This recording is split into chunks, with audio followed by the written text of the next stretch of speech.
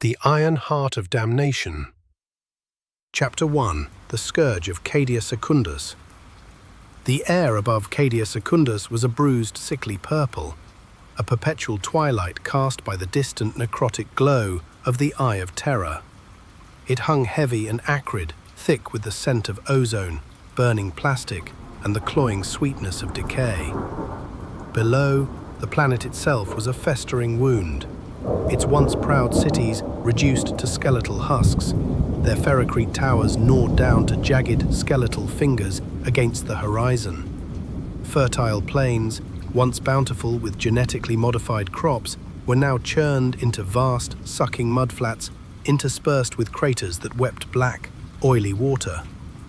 This was a world dying, not quickly, in the cleansing fire of an orbital bombardment, but slowly, agonizingly, under the relentless gnawing of the great game.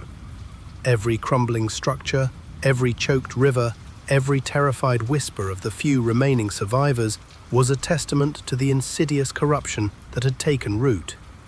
And upon its blighted surface, a new terror had descended, one that promised not a swift end, but an eternity of suffering. House Vextrix, once the stoic guardians of the agri-world of Viridian Prime, now marched under the eight-pointed star of Chaos Undivided. Their once gleaming armor, which had proudly displayed the intricate heraldry of ancient Terran nobility, the soaring eagle, the steadfast tower, the laurel wreath of victory, was now scabbed with layers of rust that bled like old wounds. It was adorned with flayed skin, stretched taut and stitched with coarse sinew, and festooned with the blasphemous sigils of the Ruinous Powers, crudely daubed in fresh blood or etched into the ceramite with warp fire. Where once they had borne the Aquila with pride, a symbol of unwavering loyalty and service, now they bore the mark of damnation, a brand of eternal servitude to the dark gods. Their very presence was a desecration, a mockery of all they once stood for. Leading the vanguard, a monstrous silhouette against the dying light, was Grave Warden, a despoiler-class Chaos Knight. Its chassis, once a pinnacle of Imperial engineering and sacred machine-craft, was now a grotesque parody of its former glory. The ceramite plates, once pristine white with crimson trim, were now a mottled, blood-soaked iron, streaked with the viscous ichor of countless slain. This wasn't mere grime, it was a living stain, pulsating faintly with captured souls. Spikes of warped obsidian metal, like the splintered bones of some monstrous prehistoric beast, jutted from its shoulders and carapace, catching the sickly light and casting long predatory shadows. Its left arm, where a thermal cannon once mounted, now bore a colossal, crackling warp lightning gun, a weapon of pure, unholy energy that spat arcs of raw, malevolent power with a sound like tearing reality. Its right, a massive, grinding chainsword, was perpetually slick with gore, its teeth hungry for more, its every rotation a promise of annihilation. The air around it shimmered with residual warp energy, a palpable aura of dread. Within the cockpit, bolted directly into the knight's corrupted throne mechanicum, sat Lord Kaelen Vextrix, or what remained of him. His flesh, once firm and aristocratic, marked by the noble lines of generations, was now a pallid, stretched membrane over bone, crisscrossed with thick, black veins that pulsed with unnatural, phosphorescent light. His eyes, once a piercing, intelligent blue, were now twin pits of burning, malevolent red, reflecting the hellish landscape outside. He was less a man, more a conduit for the machine's malevolent will, his consciousness intertwined with the daemon spirit that now inhabited Grave Warden. The throne mechanicum, once a sacred bond between man and machine, a communion of duty and honor, had become a symbiotic horror, a pact of mutual damnation. Kaelen's breath was shallow, ragged, and each beat of his corrupted heart echoed the thrumming of the knight's daemon engine. He felt the machine's hunger as his own, its fury as his own, its insatiable desire for destruction, a perfect mirror of the darkness that had consumed his soul. A guttural roar, amplified to a deafening crescendo by the knight's external voxcasters, ripped through the acrid air, shaking the very foundations of the ruined city. "For the Pantheon! For the glory of the Eight!" Kaelen's voice, once cultured and commanding, honed by centuries of noble lineage, was now a distorted echo, layered with the snarls of something ancient and hungry, a chorus of demonic whispers that seemed to emanate from the very warp itself. The sound was a physical assault designed to break the will of any who heard it. Beside Grave Warden, 2 other knights of House Vextrix stomped through the ruins of what was once the city of Valerius. The ground trembled with each colossal step, sending fresh clouds of dust and pulverized ferrocrete into the air. Skulltaker, a knight rampager, was a whirlwind of blades and fury, its 2 colossal chainswords a blur of motion, tearing through the last desperate defenders of the Imperial Guard. Its armor, once a proud crimson, was now crudely painted in savage, blood-red stripes, resembling a predator's war paint, adorned with the actual skulls of its victims. Its pilot, the former Lady Lyra Vextrix, once known for her elegant grace and sharp wit, was now known only as the Butcher Queen. She shrieked with insane glee over the vox, a high-pitched, chilling sound that spoke of utter madness, as she carved a path of utter annihilation. Her knight's every step left a trail of dismembered corpses, a macabre carpet of shattered ceramite and pulped flesh. Lyra felt the thrill of the kill, the warm spray of blood against her knight's carapace, as an exquisite pleasure. Behind them, the hulking, shambling form of Plaguebearer, a knight abominant, lumbered forward with a sickening, wet squelch. Its once noble chassis was now bloated and distended, covered in weeping sores and putrid growths that pulsed with sickly green light. Fumes of noxious corrosive gas billowed from vents in its carapace, sickening the very air around it, causing metal to corrode and organic matter to wither. Its pilot, the former Baron Theron Vextrix, once a man of robust health and jovial disposition, was now a corpulent, pustule-ridden mass of flesh fused into his seat, his skin a mottled green and grey. He chuckled with a wet, flummy sound, a deep, guttural rattle in his chest, as the very ground beneath Plaguebearer began to rot and decay, turning into a foul, bubbling morass of putrid slime. His knight's volkite combustor spat gouts of sickly green flame, not burning but rotting buildings to crumbling, diseased ash, leaving behind a stench that clung to the air like a shroud. Theron revelled in the spreading decay, the slow, inevitable corruption of everything around him. Their objective? The last functioning astropathic choir station on Cadia Secundus, a desperate beacon still broadcasting fragmented pleas for aid into the uncaring void, a faint spark of hope in the encroaching darkness. House Vextrix had been tasked by their dark masters, the shadowy figures who had guided their fall, to silence it, to sever this world's last connection to the Imperium, leaving it to rot in isolation, a forgotten morsel for the hungry maw of chaos. Beside Grave Warden, 2 other knights of House Vextrix stomped through the ruins of what was once the city of Valerius.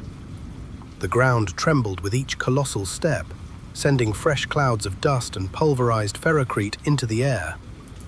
Skulltaker, a knight rampager, was a whirlwind of blades and fury, its 2 colossal chainswords a blur of motion, tearing through the last desperate defenders of the Imperial Guard. Its armor, once a proud crimson, was now crudely painted in savage, blood-red stripes, resembling a predator's war paint, adorned with the actual skulls of its victims. Its pilot, the former Lady Lyra Vextrix, once known for her elegant grace and sharp wit, was now known only as the Butcher Queen. She shrieked with insane glee over the vox, a high-pitched, chilling sound that spoke of utter madness, as she carved a path of utter annihilation. Her knight's every step left a trail of dismembered corpses, a macabre carpet of shattered ceramite and pulped flesh. Lyra felt the thrill of the kill, the warm spray of blood against her knight's carapace, as an exquisite pleasure. Behind them, the hulking, shambling form of Plaguebearer, a knight abominant, lumbered forward with a sickening, wet squelch. Its once noble chassis was now bloated and distended, covered in weeping sores and putrid growths that pulsed with sickly green light. Fumes of noxious corrosive gas billowed from vents in its carapace, sickening the very air around it, causing metal to corrode and organic matter to wither. Its pilot, the former Baron Kaelen Vextrix, once a man of robust health and jovial disposition, was now a corpulent, pustule-ridden mass of flesh fused into his seat, his skin a mottled green and grey. He chuckled with a wet, flummy sound, a deep, guttural rattle in his chest, as the very ground beneath Plaguebearer began to rot and decay, turning into a foul, bubbling morass of putrid slime. His Knight's Volkite combustor spat gouts of sickly green flame, not burning but rotting buildings to crumbling, diseased ash, leaving behind a stench that clung to the air like a shroud. Theron revelled in the spreading decay, the slow, inevitable corruption of everything around him. Their objective? The last functioning astropathic choir station on Cadia Secundus, a desperate beacon still broadcasting fragmented pleas for aid into the uncaring void, a faint spark of hope in the encroaching darkness. House Vextrix had been tasked by their dark masters, the shadowy figures who had guided their fall, to silence it, to sever this world's last connection to the Imperium, leaving it to rot in isolation, a forgotten morsel for the hungry maw of chaos. The beacon is extinguished. Brrr! Kaelen bellowed, a surge of dark power coursing through his veins, a perverse pleasure blooming in his corrupted heart. The planet is blind. Let the harvest begin. Let their fear feed us. The silence that followed was more terrifying than any scream. Chapter 2. Echoes of a Lost Loyalty. The fall of House Vextrix had been a slow, agonizing descent, stretching over centuries, a creeping rot rather than a sudden cataclysm. It began not with a grand betrayal, a single definitive act of heresy, but with a whisper, a subtle erosion of faith, a slow poisoning of the soul that took generations to fully manifest. Like a disease, it festered, unnoticed at first, then spreading inexorably through the very heart of the noble house. Viridian Prime, their ancestral home, had once been a world of verdant fields and clear, azure skies, a jewel of the Imperium known for its vast agricultural output and the unwavering loyalty of its Knight House. Its rolling hills were covered in golden grain, its rivers ran pure, and its cities gleamed with the light of the Emperor. But it lay perilously close to the Cadian Gate, a strategic choke point that saw constant brutal war against the myriad threats to the Imperium. For generations, House Vextrix had stood as its shield, their knights arrayed against every Xenos incursion, every heretical uprising, every demonic incursion that threatened to spill from the Eye of Terror. They were lauded, respected throughout the segmentum, and utterly devoted to the Emperor, their oaths sworn with blood and iron. Kaelen remembered his father, Lord Commander Alaric Vextrix, a man of iron will and unwavering faith, his face stern but just. He remembered the solemn oaths sworn before the Emperor's effigy in the grand hall of their keep, the weight of tradition pressing down, the immense honor of service to the Imperium. He remembered the pride he felt piloting his first armiger, a nimble scout knight, then the awe and responsibility of ascending to his first Questoris class knight, ironclad, a magnificent machine of war, before its eventual horrifying transformation into Grave Warden. Those memories were now like faded photographs, tinged with a bitter irony. The whispers began during the long war of the Emerald Scourge, a protracted and brutal conflict against a particularly virulent strain of orcs that had infested a neighboring system, threatening to spill over into Viridian Prime. The war dragged on for decades, a grinding attrition of man and machine. Supply lines faltered, stretched thin by the Imperium's countless other conflicts, and Imperial support dwindled to a trickle. House Vextrix fought valiantly, their knights performing miracles of martial prowess, but they bled.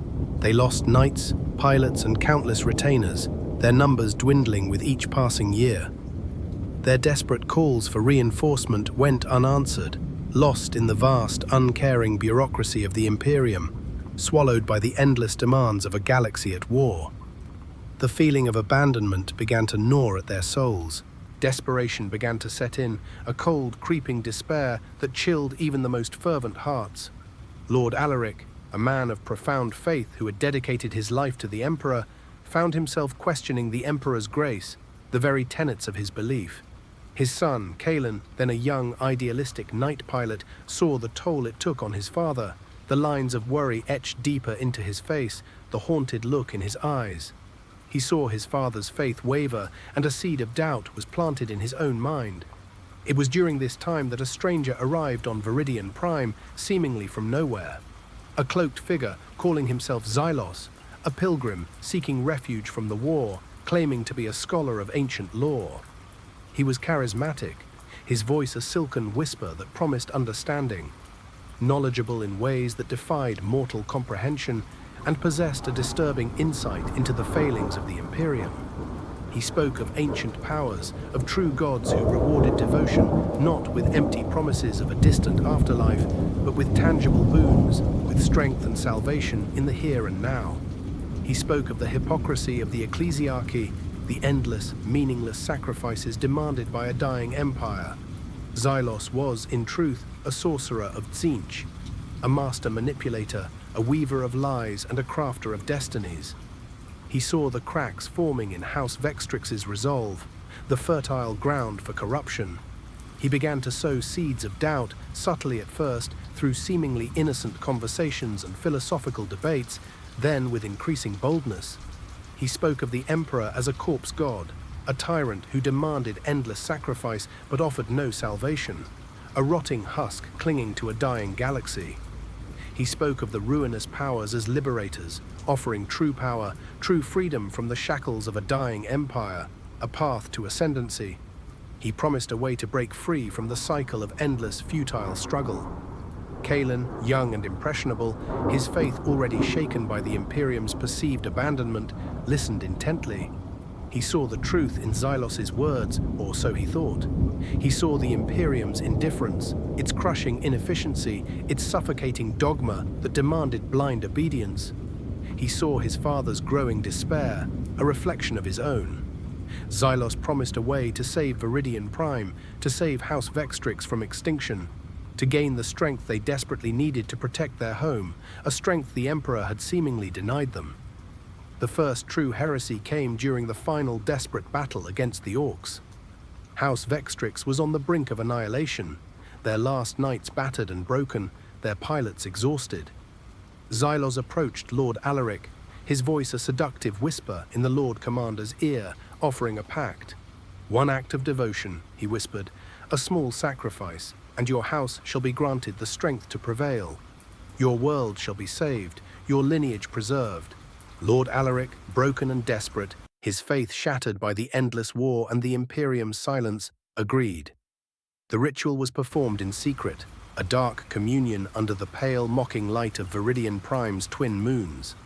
What exactly transpired, what blasphemous rites were performed, Kaelen never fully knew, but the results were undeniable. A surge of raw, unholy power, a tangible wave of malevolence, flowed into the knights of House Vextrix. Their weapons struck with unnatural force, their armor became impossibly resilient, shrugging off blows that would have crippled them moments before.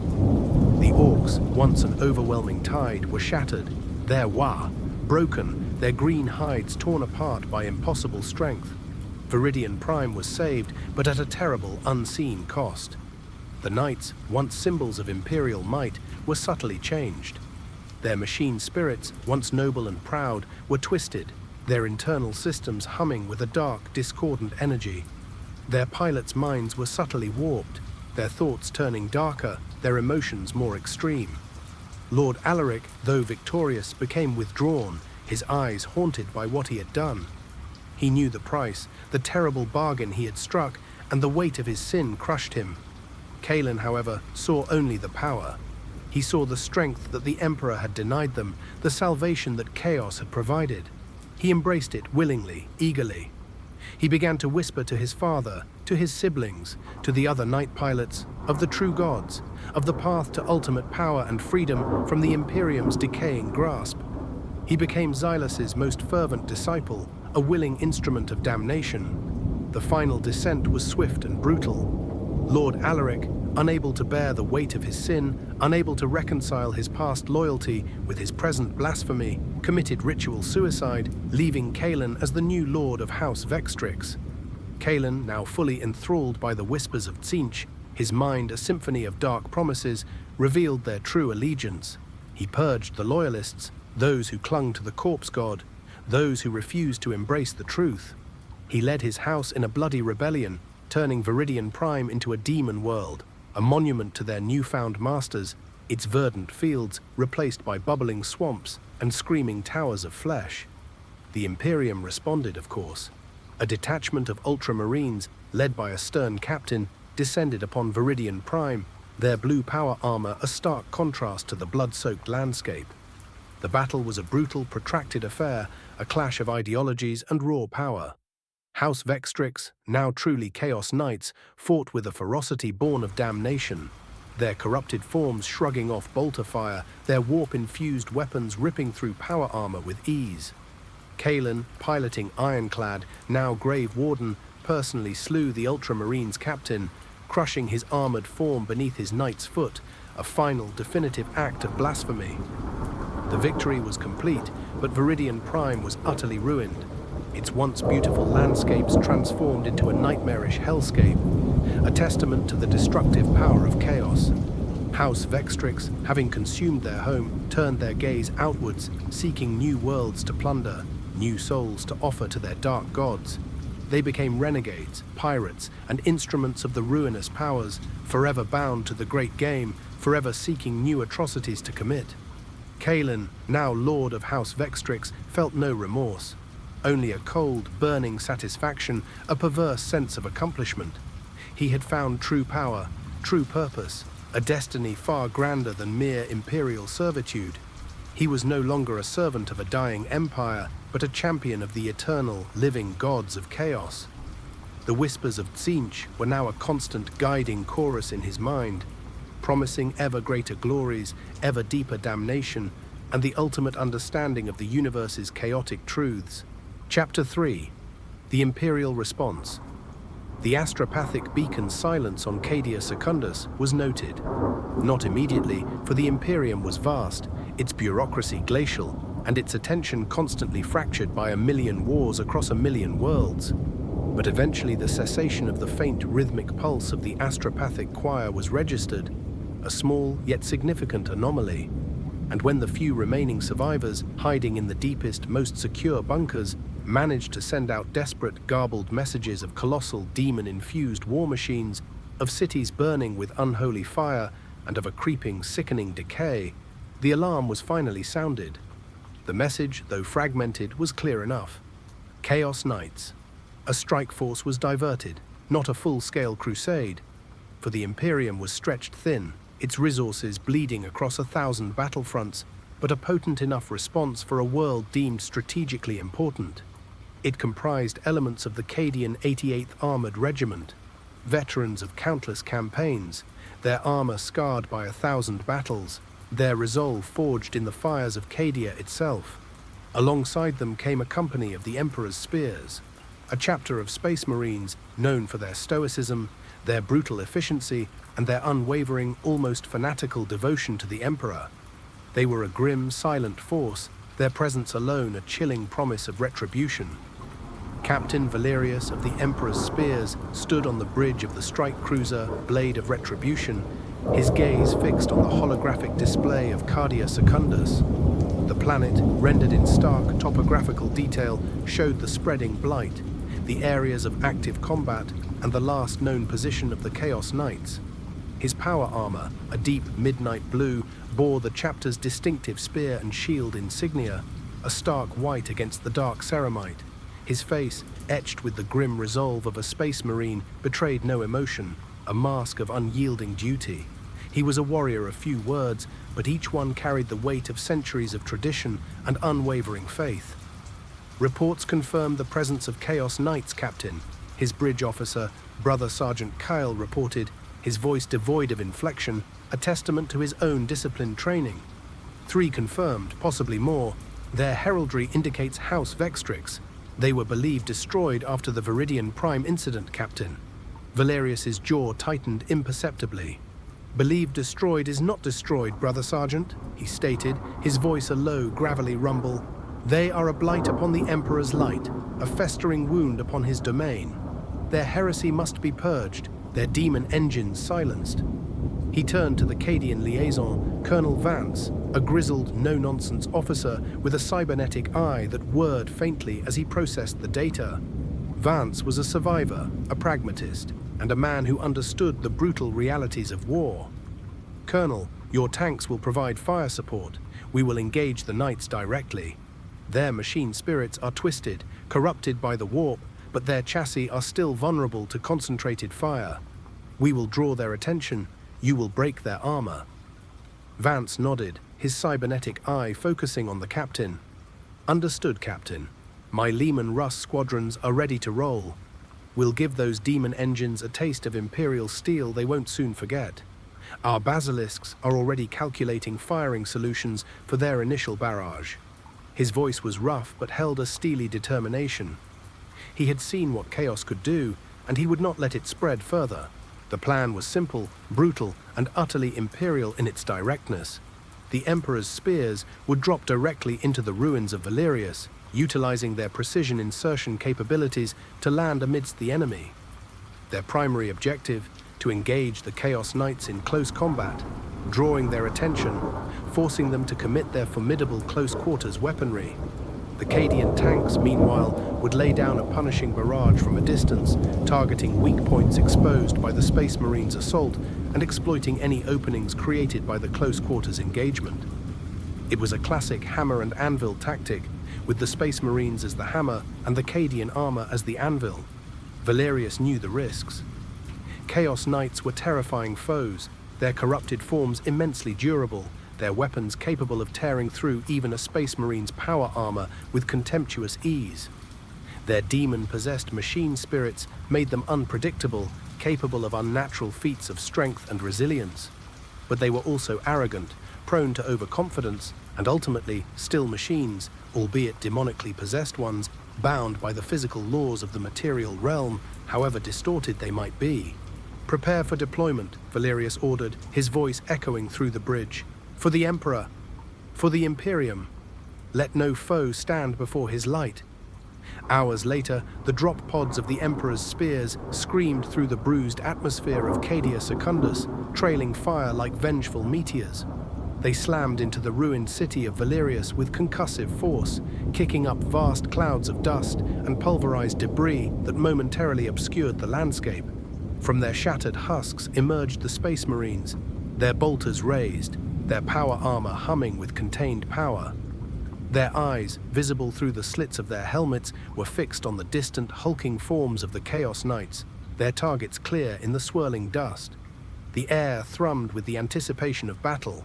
Kaelen, within the confines of Grave Warden's cockpit, felt the tremors through his knight's chassis, a subtle vibration that resonated with the demon spirit's growing excitement.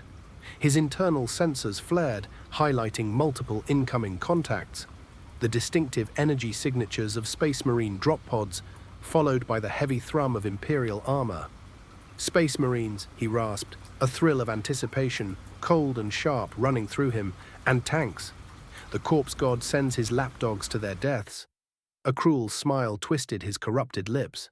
Lyra, the Butcher Queen, cackled over the vox, her voice a high-pitched, bloodthirsty shriek. Good. More skulls for the throne, more blood for the blood god. Let them come, let them feed our blades.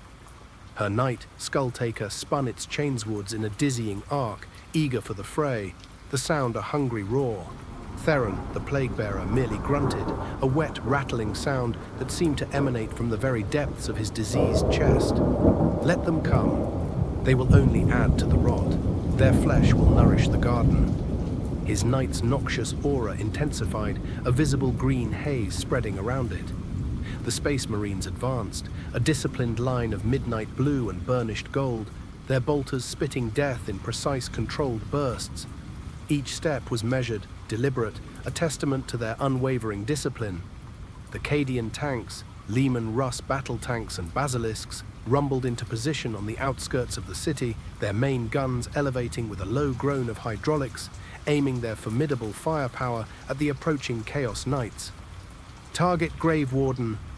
Colonel Vance's voice crackled over the Cadian Voxnet, his tone urgent. "Concentrate fire.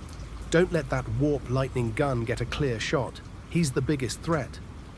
The first volley of battle cannon shells ripped through the air with a deafening shriek, impacting Grave Warden's carapace. The corrupted ceramite shrieked in protest, sparks flying like a miniature supernova, but the shells merely gouged shallow, smoking furrows.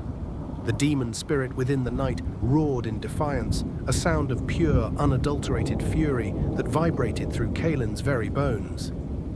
"Pathetic," Kaelen snarled, his voice a distorted echo of his former self. He brought his warp lightning gun to bear on the nearest Lehman Russ, its barrel glowing with malevolent energy. With a triumphant roar, he unleashed a blinding bolt of raw, unholy energy. The tank exploded in a fireball of promethium and shrapnel, its crew incinerated instantly, their screams lost in the roar of the blast. The Emperor's spears, meanwhile, were closing the distance, their power armor pounding against the ruined streets. Captain Valerius, leading from the front, his storm shield raised, targeted Skulltaker, recognizing the immediate threat posed by the Rampager's close combat prowess. "Brother Sergeant Kael, with me, we will engage the Rampager, break its legs." Kaelen watched, a sneer twisting his corrupted lips as the Space Marines charged, their movements precise and deadly. He knew their tactics, their unwavering devotion to their corpse god. He also knew their limitations. They were flesh and blood, however augmented, however fanatical. He was iron and demon, a vessel of pure, unholy power, bound by no mortal weakness. The clash would be glorious. Chapter 4, Clash of Titans. The battle for Valerius was no longer a skirmish. It was a maelstrom of fire, screaming steel, and unholy power, a chaotic symphony of destruction. The Imperial forces, though outnumbered in terms of colossal war machines, fought with the desperate courage of those defending a dying world, their backs against the wall. Every shot fired, every charge made, was a testament to their grim resolve. Captain Valerius and his squad of Emperor's spears closed in on Skulltaker, a blue and gold blur against the blood-soaked ruins. Lyra, the Butcher Queen, met them with a maniacal laugh that crackled over the Vox. Her knights' twin chainswords carving arcs of death through the air, each swing capable of cleaving a rhino in two. The Space Marines, though agile and trained for close-quarters combat, found themselves hard-pressed. The sheer speed and ferocity of the Rampager were overwhelming, its movements surprisingly fluid for a machine of its size, a dance of death that threatened to overwhelm their disciplined formation. Lyra's knight spun, ducked, and weaved, its chainswords a blur of tearing metal, forcing the Space Marines to constantly shift and evade. Valerius dodged a sweeping blow that would have cleaved him in two, the air displaced by the massive blade whipping past his helmet. His power armor groaned under the strain of the sudden movement, its servo motors whining. He fired his master-crafted bolter, the explosive rounds detonating against Skulltaker's leg armor, but the damage was superficial, merely scarring the corrupted ceramite. "Focus fire on the joints," Valerius roared, his voice amplified by his helmet's vox, cutting through the din of battle. "Target the knees, the ankles. Exploit the gaps in its blasphemous armor." Brother Sergeant Kael, armed with a heavy bolter, unleashed a continuous stream of armor-piercing fire, tearing chunks of corrupted armor from Skulltaker's leg. The heavy rounds hammered against the hydraulics, sparking and shrieking. The knight stumbled, its massive weight shifting precariously, giving the Space Marines a precious few seconds of opportunity. Valerius seized the moment, leaping onto the knight's foot with surprising agility, then scaling its leg with practiced ease, his magnetic boots finding purchase on the uneven ceramite. He planted a melter bomb directly onto a hydraulic piston, its magnetic clamps biting into the metal. The bomb detonated with a blinding flash and a deafening roar. melting through the adamantium and ceramite with horrifying ease. Skulltaker shrieked, a sound of mechanical agony mixed with Lyra's enraged roar, a raw, animalistic cry of pain and fury. The leg buckled, the hydraulic fluid spewing out in a black, oily spray, and the knight crashed to one knee, its chainswords digging deep into the ruined earth, kicking up a plume of dust. "Now!" Valerius bellowed, his voice filled with grim triumph. His squad swarmed the downed knight, bolters blazing, targeting the exposed joints, the vulnerable cabling, and the cockpit itself. Lyra, trapped within her crippled machine, shrieked curses and unleashed a torrent of wild, desperate swings with her remaining chainsword. But the Space Marines were too close, too precise, too numerous for her to effectively counter. Each bolter round hammered home, slowly but surely tearing apart the demon engine. Meanwhile, Grave Warden and Plaguebearer were engaged with the Cadian tanks, a thunderous exchange of fire. Kaelen, seeing his sister's knight falter, roared with fury, a sound of pure, unadulterated rage that vibrated through his corrupted form. "Lyra, hold fast. I come. They will not have you." He turned Grave Warden's attention from the Cadian tanks, unleashing a torrent of warp lightning at the Space Marines swarming Skulltaker. The energy bolts ripped through the air with a sound like tearing fabric, incinerating 2 Space Marines instantly, their power armor melting like wax, their forms reduced to smoking slag. The air crackled with the residual energy, the stench of ozone and burnt flesh thick in the air. Theron, the Plaguebearer, continued his slow, inexorable advance, a force of pure, sickening entropy. He spewed corrosive bile and noxious fumes, creating a moving cloud of decay. The Cadian tanks found their shells bouncing off Plaguebearer's bloated, diseased armor, which seemed to absorb kinetic energy like a sponge, the impacts muffled and ineffective. The air around the knight was so toxic that even the sealed tanks began to suffer, their internal air purifiers overwhelmed, their crews coughing and choking as the fumes seeped in, their vision blurring. Colonel Vance, watching the carnage unfold from his command, Leman Russ, cursed, slamming his fist against the console. "That damn Plaguebearer is unstoppable. It's shrugging off everything we throw at it. Focus all available fire on Grave Warden. We need to bring that monster down before it wipes out the spears." A squadron of Leman Russ exterminators, their autocannons blazing with rapid-fire fury, opened fire on Grave Warden. The rapid-fire shells hammered against its carapace, slowly, agonizingly, stripping away layers of corrupted armor. Each impact was a jarring blow to Kaelen, the demon spirit within Grave Warden recoiling with a shriek of pain that echoed in his mind. The ceramite groaned, protesting the relentless assault. "They wound me," Kaelen snarled, his voice laced with venom and a growing desperation. He unleashed his chainsword, sweeping it in a wide arc, tearing through a Leman Russ that had gotten too close, splitting it in half with a single brutal blow. The tank exploded, its ammunition cooking off in a series of secondary blasts. But the Cadians were relentless. They knew this was a fight for survival, for the very soul of Cadia Secundus. They pressed their attack, their tanks forming a desperate, defiant line, their guns blazing, a wall of Imperial steel against the encroaching darkness. Valerius, having crippled Skulltaker, now turned his attention to Grave Warden, seeing the damage the Cadians were inflicting, the cracks appearing in the Chaos Knight's armor, the visible signs of its pain. "Brother Sergeant, we will engage Grave Warden, exploit the damage, for the Emperor." The Emperor's spears, though depleted by the warp lightning blast, charged the monstrous knight, their bolters spitting death. They were few, their numbers dwindling, but their faith was iron, their resolve unbreakable. They were the Emperor's chosen, and they would not yield, not while a single breath remained in their bodies. Kaelen saw them coming, a wave of blue and gold, a desperate, defiant assault. He felt a surge of contempt, mixed with a grudging, almost animalistic respect for their tenacity. "Fools," he roared, his voice a distorted echo of the demon's fury. "Your faith is a lie. Your Emperor is dead. He cannot save you." He brought Grave Warden's chainsword down in a devastating arc, aiming to sweep the Space Marines aside like insects, to crush them beneath his blade. But Valerius was too quick, too experienced. He rolled, dodging the blow by a hair's breadth, and fired his bolter at the knight's leg, aiming for a newly exposed hydraulic line, a weak point revealed by the Cadian barrage. The round struck true, severing the line with a sharp crack. Hydraulic fluid, black and viscous, like corrupted blood, spurted from the wound, sizzling on the ruined ground. Grave Warden lurched violently, its massive weight shifting precariously, its balance thrown off. "The leg!" Valerius shouted, his voice hoarse but triumphant. "Concentrate fire on the leg. Bring it down." The Space Marines poured bolter fire into the wounded limb, widening the breach, tearing away more of the ceramite.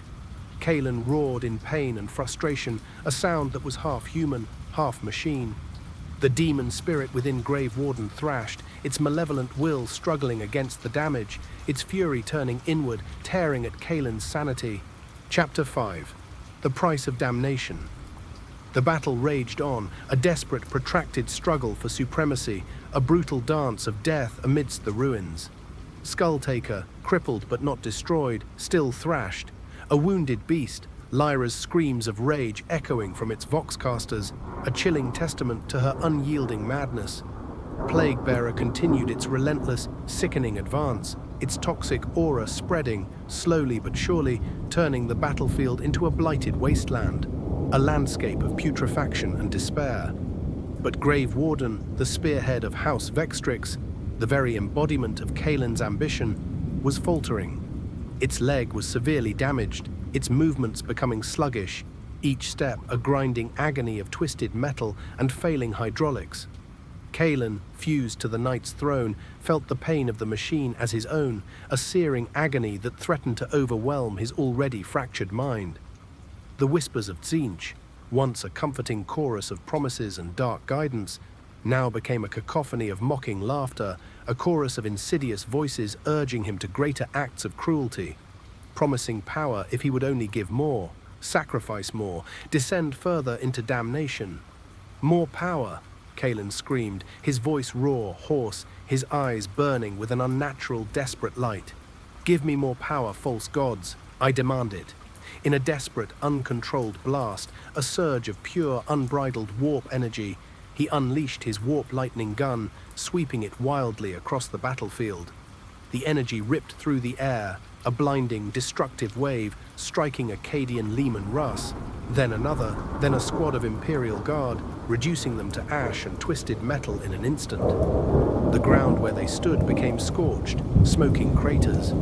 But the blast was wild, unfocused, a testament to his growing desperation, his loss of control, a sign that the demon spirit was overriding his will. Valerius saw the opening, the moment of weakness. He saw the demon engine's pain, its pilot's madness, the uncontrolled fury that betrayed its desperation.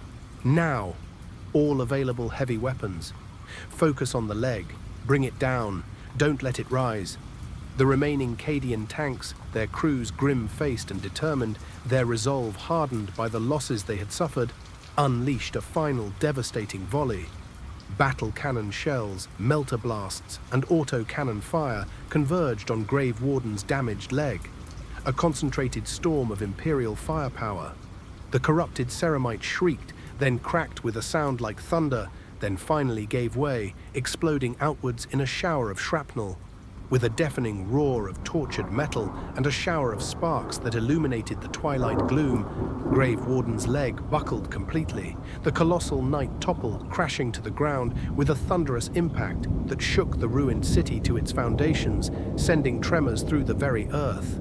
Dust and debris billowed into the air, momentarily obscuring the fallen behemoth, a shroud over its defeat.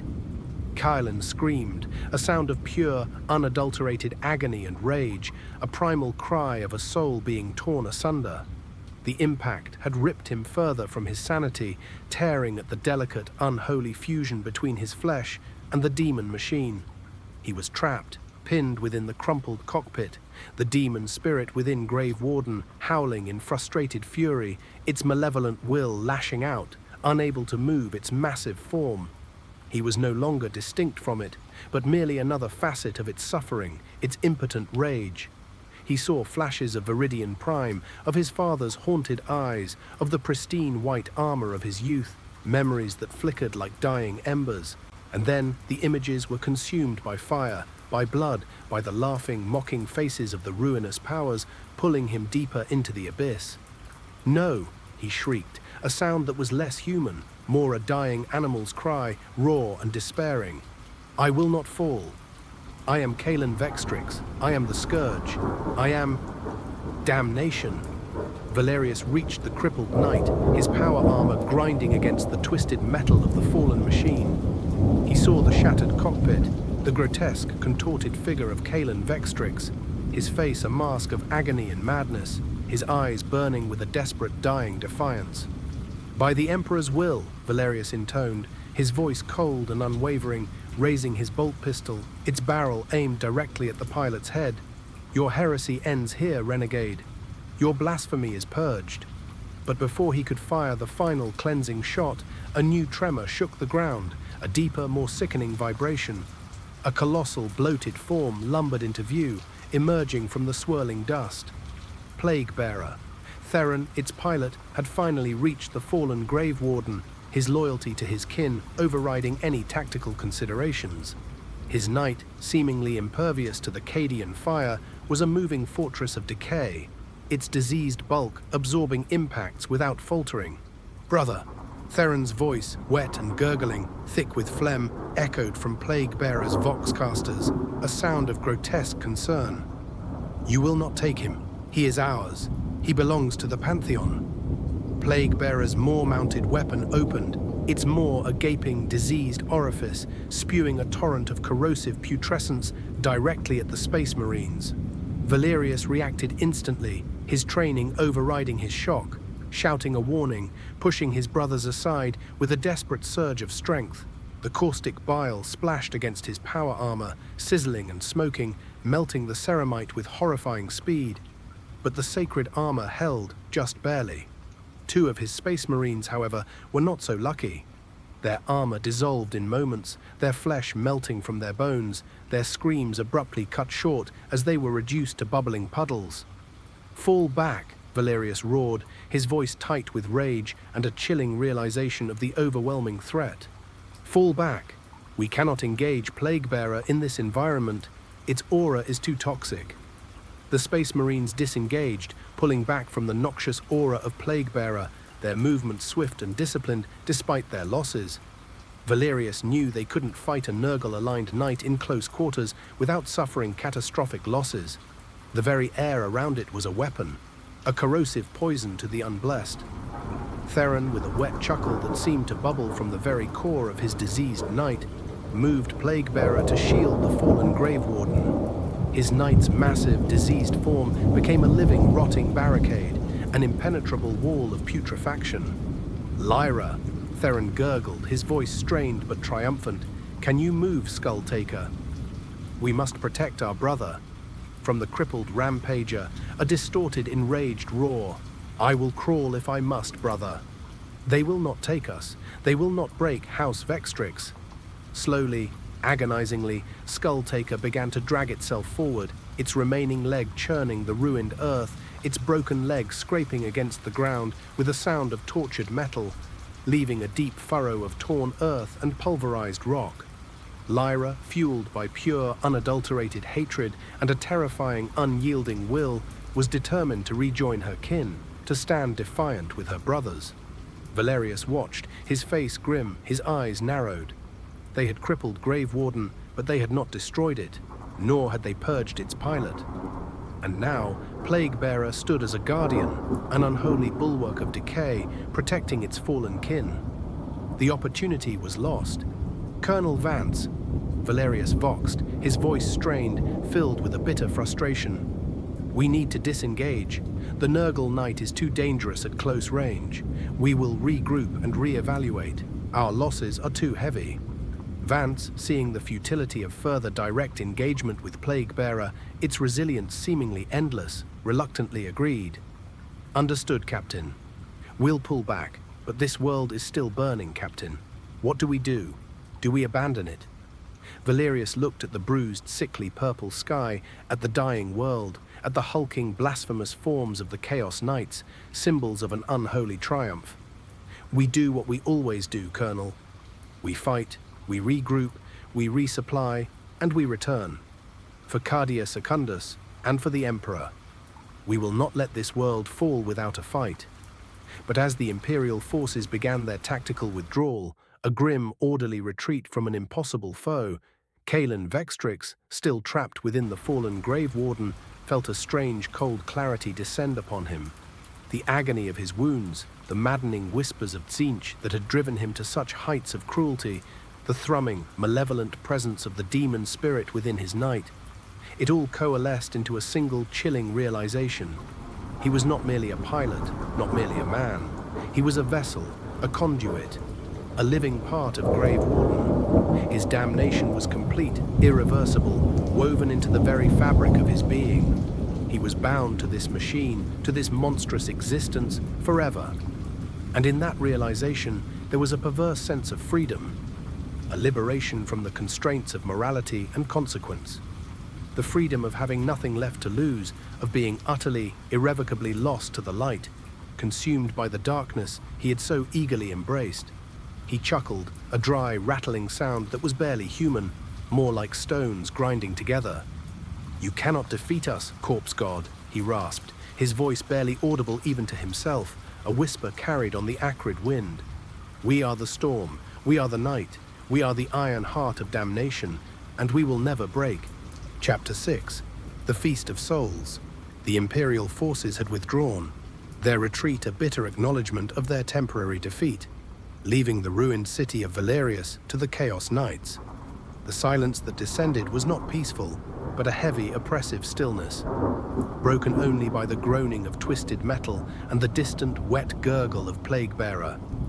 Grave Warden lay crippled, a fallen Titan, but not broken, its corrupted form still radiating a malevolent power. Skulltaker dragged itself closer, a trail of gouged earth marking its painful progress. Lyra's maniacal cackles echoing across the desolate landscape, a sound of unholy triumph. Plaguebearer stood sentinel, its toxic aura a palpable presence, slowly corrupting the very ground beneath its feet, turning the ferrocrete into a foul, bubbling mire. Theron, the bloated pilot of Plaguebearer, his flesh fused to the throne mechanicum, lumbered towards Grave Warden. His knight's massive, diseased hand, its fingers thick as tree trunks and weeping putrid fluid, reached down. It gently, almost tenderly, prodded the shattered leg of Grave Warden, a gesture of grotesque concern. "Brother," Theron gurgled, his voice filled with a strange paternal concern that was utterly alien in its corrupted context. "You are wounded. But Nurgle provides. There is strength in decay, in new growth, in the cycle of life and death. You will be renewed." Kaelen, still trapped, still racked with the lingering pain of his wounds and the furious thrashing of the demon spirit, merely groaned in response. The demon spirit within Grave Warden was in a state of furious, frustrated agony, its malevolent will straining against the physical damage. "We must mend him," Lyra shrieked, her voice raw with exertion and unhinged determination, as Skulltaker finally reached them, collapsing beside Grave Warden with a metallic groan that echoed the fallen knight's own suffering. "He is the spear, he is the fury. Without him we are diminished." Theron nodded, a wet, rattling sound emanating from his chest. He turned Plaguebearer's attention to the surrounding ruins, its multi-spectral sensors scanning the battlefield for any remaining life signs. "The harvest is plentiful. The souls of the dying will mend us. The flesh of the living will feed our masters. Nurgle demands his due." The astropathic choir station, though silenced, its beacon extinguished, was still a source of psychic energy, a lingering echo of the Emperor's light, a psychic wound in the warp. And for the Chaos Knights, it was a feast waiting to be consumed, a spiritual wellspring to be drained. With Plaguebearer providing an impenetrable toxic cover, its aura sickening the very air, Lyra, despite her knight's crippled state, began to direct the few remaining cultists and corrupted servitors that followed House Vextrix. They were a pathetic, ragged lot, their bodies twisted by mutation, their minds broken by the horrors they had witnessed and participated in, but they were fanatically devoted, their loyalty cemented by fear and the promise of dark power. Under Lyra's insane direction, their movements jerky and unnatural, they began to drag the bodies of the slain Imperial Guard and even the few surviving civilians who had been caught in the crossfire towards the astropathic station. They were not merely corpses, they were offerings, raw material for the dark ritual to come. The air filled with the sickening sounds of dragging flesh and the low guttural chanting of the cultists. Within the station, the surviving astropaths, their minds already fractured by the psychic trauma of the war, huddled in terror, their eyes wide with a desperate dying hope. They were the last vestiges of hope on Cadia Secundus, their minds still faintly connected to the Astronomicon, a fragile thread to the light of the Imperium. They knew what was coming. Theron, through Plaguebearer, began a dark ritual, a blasphemous communion with the powers of Nurgle. His knight's internal systems pulsed with sickly green light, the demon engine thrumming with malevolent energy. From its vents, the toxic fumes intensified, forming a swirling, miasmic cloud that enveloped the astropathic station, seeping into every crack and crevice, choking the air. The cultists, their faces contorted in ecstasy, chanting blasphemous litanies to the Grandfather, began to flay the corpses with crude, rusted blades, painting sigils of chaos with the fresh blood on the walls of the station, on the control panels, even on the terrified faces of the astropaths. The astropaths screamed, their psychic senses overwhelmed by the encroaching horror, their minds shattering under the weight of the raw, unholy energy, their connection to the Astronomicon twisting into a conduit for chaos. Their screams were a chorus of despair, a final offering. Kaelen from within Grave Warden watched, a detached observer to the grotesque ritual. The physical pain in his leg, the throbbing agony of the demon spirit, began to recede, replaced by a cold, insidious warmth that spread through his corrupted flesh. He felt the raw energy of the dying astropaths, the overwhelming fear of the civilians, the despair of the world being drawn into Grave Warden, nourishing its corrupted machine spirit, infusing it with renewed malevolence. It was a feast for the demon, and for Kaelen, a perverse salvation. The demon within Grave Warden began to stir, its malevolent will growing stronger, its physical form responding to the influx of dark energy. The shattered leg began to mend, not with the clean, precise work of a tech priest, but with a grotesque, organic growth of warped metal and calcified bone. Tendrils of black, viscous ichor oozed from the wounds, then solidified, forming new, jagged plates of ceramite that were stronger, more resilient, and utterly alien. The sounds of grinding metal and wet, squelching flesh accompanied the transformation, a horrifying symphony of unholy rebirth. Lyra, seeing the transformation, shrieked with delight, her voice a triumphant roar that cut through the miasma. He rises. The Scourge rises, stronger than before. Theron merely chuckled, a deep, satisfied rumble that resonated through Plaguebearer's chassis. The gifts of Nurgle are bountiful. Decay brings new life, new strength. The Grandfather provides. As the last astropath's scream faded, consumed by the ritual, their minds utterly shattered, Grave Warden shuddered. With a groan of tortured metal, a sound that spoke of immense power being forced into a new, horrific form, its leg began to straighten. Slowly, agonizingly, the colossal knight pushed itself up, rising from the rubble like a resurrected titan, its new ceramite plates pulsing with an inner dark light. Kaelen felt the surge of power, the renewed, stronger connection to the demon spirit. The pain was gone, replaced by a cold, burning strength that permeated every fiber of his being. His eyes, twin pits of malevolent red, scanned the ruined city, seeing it not as a defeat, but as a conquered domain. They thought they had defeated us, Kaelen rasped, his voice now stronger, deeper, layered with the demon's guttural growl, a chilling echo of his former self. They thought they could break the Iron Heart of Damnation. They were fools.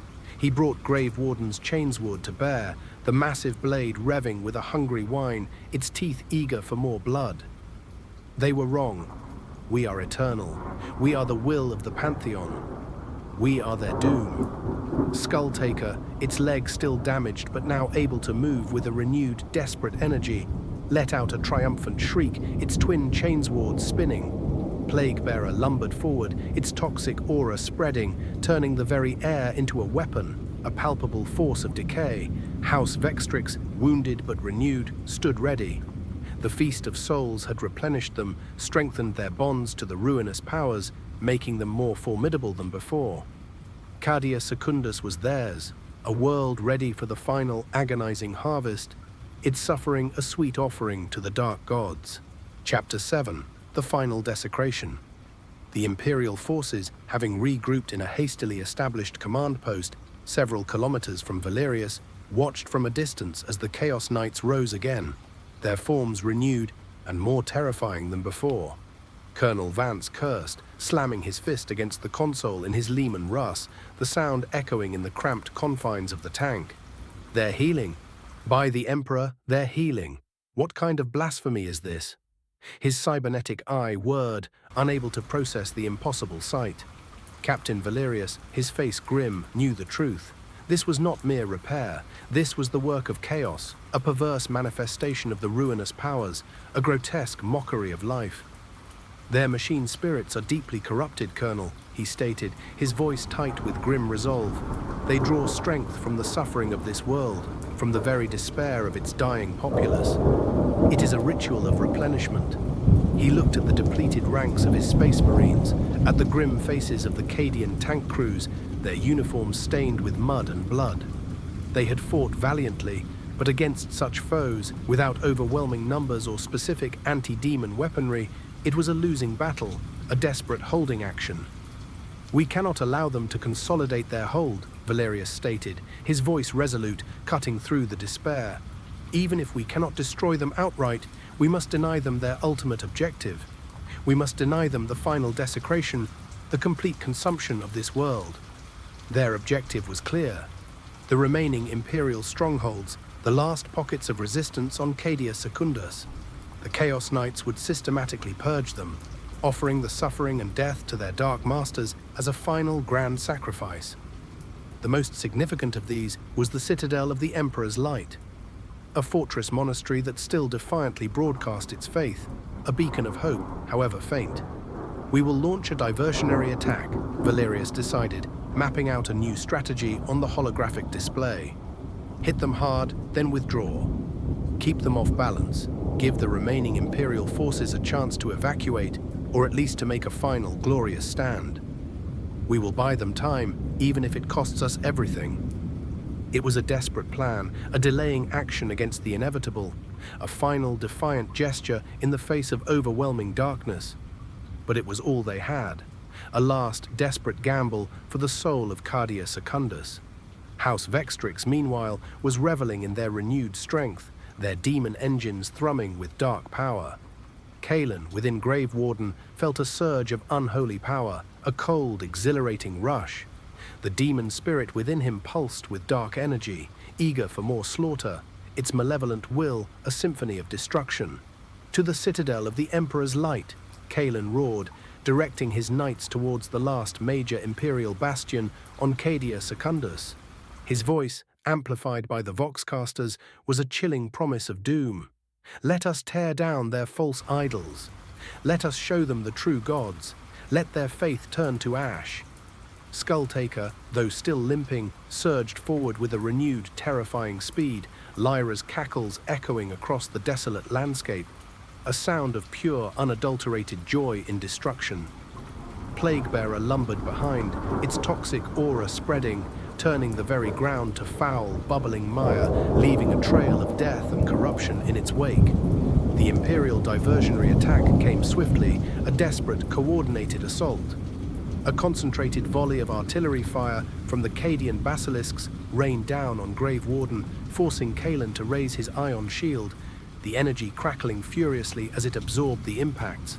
The Space Marines, dropping from Thunderhawks with roaring engines, engaged Plaguebearer, their meltagons spitting white-hot death, trying to pierce its bloated, diseased armor, hoping to find a weakness. It was a furious, desperate engagement, a clash of desperate hope against unholy power. The Imperial forces fought with the courage of the damned, knowing that this might be their last stand, their final sacrifice. They inflicted damage, their weapons tearing at the corrupted ceramite, but they could not break the Chaos Knights, whose demon-infused forms seemed to shrug off even the most devastating blows. Kaelen, enraged by the interruption, by this final futile defiance, unleashed Grave Warden's warp lightning gun in a sweeping arc, a torrent of raw, destructive energy. It tore across the battlefield, incinerating dozens of Cadian infantry in an instant, their forms reduced to smoking shadows, and then a squad of Space Marines, their power armor melting like wax. Lyra, the Butcher Queen, tore through a line of Lehman Russ tanks, her chainswords a blur of blood and steel, splitting them open like tin cans.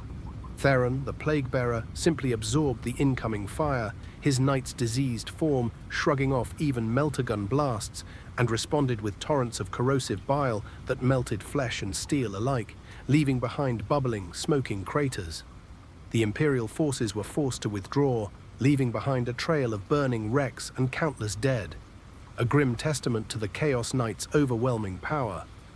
They had bought precious time, a few hours of reprieve, but at a terrible cost in lives and material. House Vextrix continued its relentless march towards the citadel. The fortress, once a symbol of Imperial defiance, a beacon of light in the encroaching darkness, now stood as a final, desperate monument to a dying faith. Its walls were scarred by countless battles, its battlements manned by a skeletal garrison of Imperial Guard, their faces grim with resignation, and a few remaining Space Marines, their numbers tragically few. Kaelen felt a surge of perverse joy, a dark ecstasy, as Grave Warden reached the outer walls of the citadel. "Tear it down," he roared, his voice a distorted echo of the demon's triumph. "Tear down their lies. Let the Pantheon feast on their despair. Let their false faith be consumed." Grave Warden's chainsword revved, its teeth hungry, then slammed into the adamantium walls with devastating force, tearing a gaping hole, sending massive chunks of ferrocrete and steel flying. Lyra, with Skulltaker, followed, her chainswords ripping through the weakened fortifications, widening the breach. Theron, with Plaguebearer, simply melted sections of the wall with his corrosive bile, the adamantium sizzling and dissolving, creating breaches for the cultists to pour through, their fanatical screams echoing through the ruins. The battle within the citadel was a massacre, a brutal one-sided slaughter. The Imperial defenders, outnumbered and outmatched, fought to the last man, their bolters and laser guns spitting futile defiance against the monstrous knights. Their last desperate prayers were drowned out by the roar of chainswords and the cackles of the Chaos Knights. Kaelen, within Grave Warden, felt the last vestiges of his humanity burn away, consumed by the demon spirit. He was no longer Kaelen Vextrix, the noble lord of Viridian Prime. He was Grave Warden, a demon engine of destruction, a living embodiment of the Ruinous Powers' will. His mind was a maelstrom of dark whispers, of promises of endless power, of the sweet, intoxicating taste of damnation. His identity was now irrevocably intertwined with the machine, a monstrous, symbiotic entity.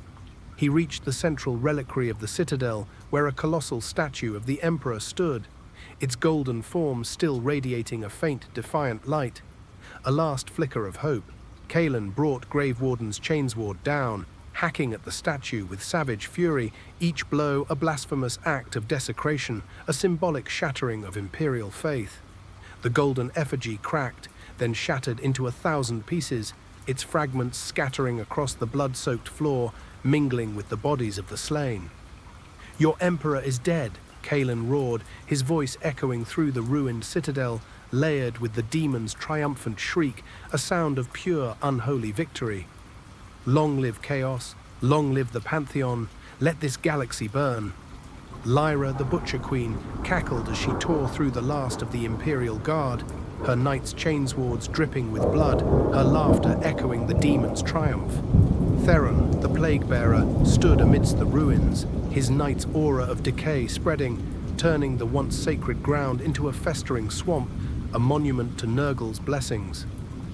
Cadia Secundus was truly lost, its beacon extinguished, its defenders slaughtered, its symbols of faith desecrated. It was now a world consumed, a testament to the insatiable hunger of chaos, a new demon world added to the ever-growing domain of the Ruinous Powers. Chapter 8. The Endless Hunt. The fall of Cadia Secundus was just another grim footnote in the blood-soaked annals of the 41st Millennium, a minor tragedy in a galaxy consumed by endless war. For House Vextrix, however, it was another triumph. Another world offered to their dark masters, another step deeper into the abyss of damnation. They had feasted on its despair, absorbed its suffering, and grown stronger in their damnation, their demon engines more potent, their pilots' minds more irrevocably twisted. Kaelen Vextrix, now utterly subsumed by the demon spirit of Grave Warden, felt no remorse, no regret, no lingering flicker of his former humanity, only a cold, burning satisfaction, a profound sense of purpose. His consciousness was a swirling vortex of the machine's malevolent will. His memories of humanity fragmented, distorted, and ultimately irrelevant. Mere echoes of a lifelong past. He was the Scourge, the Iron Heart of Damnation, and he was eternal, a living weapon in the service of chaos. House Vextrix, their knights repaired and renewed by the dark rituals, their corrupted forms pulsing with unholy energy, departed Cadia Secundus. They left behind a world utterly ruined, its ecosystems collapsed, its cities reduced to blighted monuments, a testament to their unholy power and the destructive might of chaos. They plunged back into the warp, the tumultuous currents of the Imperium embracing their corrupted forms, their destination unknown, their purpose clear: to continue their endless hunt, to seek out new worlds to conquer, new souls to offer to the Pantheon, new atrocities to commit. They were no longer the noble guardians of Viridian Prime, those loyal servants of the Emperor. They were the instruments of chaos, the harbingers of damnation, the living embodiment of the Ruinous Powers' will. Their once proud heraldry was now a blasphemous mockery, their oaths of loyalty replaced by vows of eternal servitude to the dark gods, their very existence a defiance of the Imperium. They would appear without warning, a storm of corrupted ceramite and unholy fire, descending upon unsuspecting Imperial worlds like a plague. They would tear down cities, slaughter populations with brutal efficiency, and desecrate shrines, all in the name of their dark gods, offering up the suffering and despair as a sweet incense. They would be the nightmares made real, the terror from the void. And with each act of atrocity, with each world consumed, the demon spirits within their knights would grow stronger. Their pilots' minds would sink deeper into madness. Their forms would become even more grotesque, more terrifying, a constant, horrifying evolution of their damnation. They were becoming less man, more demon, their souls irrevocably bound to the machines they piloted. For in the grim darkness of the far future, there is only war. And for House Vextrix, the war was their purpose, their existence, their eternal damnation. They were the Chaos Knights, and their iron hearts beat with the rhythm of endless slaughter, forever bound to the great game, forever hunting, forever consuming, forever serving the masters who had granted them such terrible power. The whispers of Tzeentch still echoed in Kaelen's mind, a constant insidious chorus promising even greater power, even deeper secrets of the warp, if he would only continue to serve, to destroy, to offer. And Kaelen, now Grave Warden, would obey, for he was no longer a man, but a weapon, honed by heresy, forged in damnation, and unleashed upon an uncaring galaxy, a harbinger of its ultimate doom. His roar, amplified by the Knights' voxcasters, ripped through the void as they emerged from the warp. A chilling promise of the horrors to come, a sound that would haunt the dreams of any who heard it. For the Pantheon, for the glory of the Eight, let the galaxy burn, let the suffering begin. The Iron Heart of Damnation beat on, its rhythm a steady, relentless march towards oblivion. And the galaxy, unaware of the new terror that had been unleashed upon it, continued its slow, agonizing slide into the abyss, one world at a time. The silence is the most terrifying sound of all. Cadia Secundus has gone dark.